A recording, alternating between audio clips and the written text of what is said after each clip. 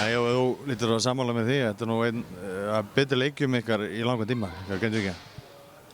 Nei, þetta er búið að vera á uppleiðinu. Við töpum hérna 2 í röð og eftir það er þetta búið að vera aftur á uppleið og þetta er bara framhald af því. Við spilum 2 góða leiki fyrir úrslitakeppnina og bara mjög ánægð með þennan sigur núna í dag.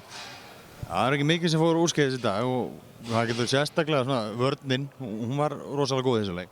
Já, við sammála því. Við erum búin að vera að byggja á vörnin okkar í allan vetur og hérna við höldum bara áfram því og vörnin okkar gekk mjög vel. Þeir skora 67 stig, bara sama að voru að gera í deildinni rauninni og við erum mjög ánægðir með það. Þið komnir 30 stigum yfir, það er ekkert verið að stíga af bensíngjöfunni?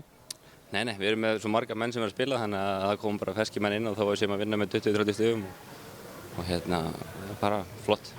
Það er ekkert neikvætt við þennan leik? Það er ekkert neikvætt en það er samt alveg hlutir sem við getum lagað.